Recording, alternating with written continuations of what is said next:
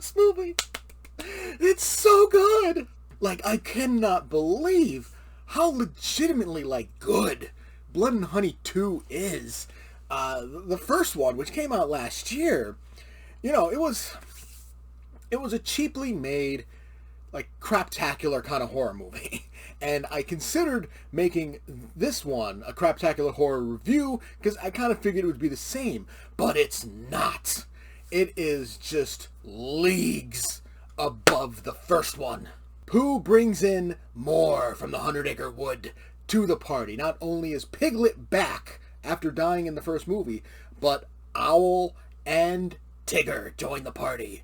And it is glorious. Now, Piglet being back is kind of explained in a throwaway line towards the end of the movie. So it's like, oh, okay. So it gets a little interesting. Tigger, if I have any complaints, it's that we didn't see him bounce on his tail. Maybe that's a Disney thing, which means they have ownership of Tigger doing that. I don't know, or they didn't have the budget to do that. But they definitely have a bigger budget this time around because the masks for these characters are awesome.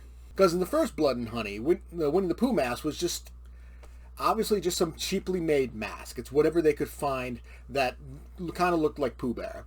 Here, it's like legitimately crafted. And the mouth moves when the character talks, and you can see the eyes properly opening up. And it's just so well done. Now, this movie, it really brings in more lore for this particular version of the characters.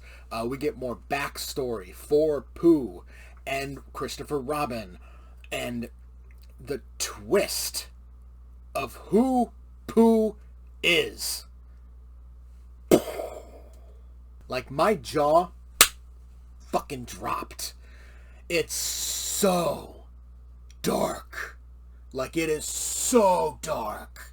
But it's so awesome at the same time.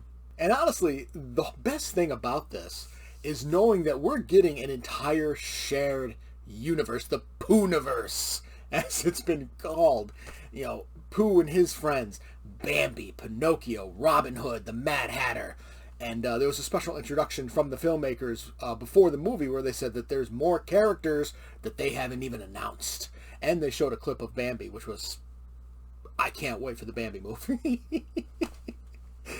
This is so much fun. So, ultimately, Winnie the Pooh, Blood and Honey 2, it is fun beginning to end. And the last 20 minutes is just non-stop brutality.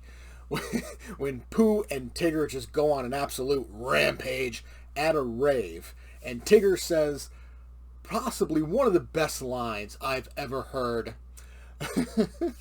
Come here, you neon bitch. It's so good. So good. The effects are great. The acting is good. The filmmaking in general, the cinematography, the lighting, it's just you can tell they got a legitimate budget to make this movie, and it shows. Now, with the first Winnie the Pooh, Blood and Honey, I gave it a B or B plus. I don't remember which one, but that was just mainly for just like the ridiculousness of it and just the overall fun of the ridiculousness of it. But Winnie the Pooh, Blood and Honey 2, it is fun. It is kind of ridiculous at times, but it's brutal, and it tugs at the heartstrings, and it will leave your jaw on the floor with that twist. Like, the storytelling is actually so good. Like, I couldn't believe it. I'm giving Winnie the Pooh, Blood and Honey 2 a solid A. Did you enjoy the review? Make sure to hit that like button and subscribe to get notified when more reviews go live. Feel free to leave a comment to discuss your thoughts on the movie or show, and I will see you next time.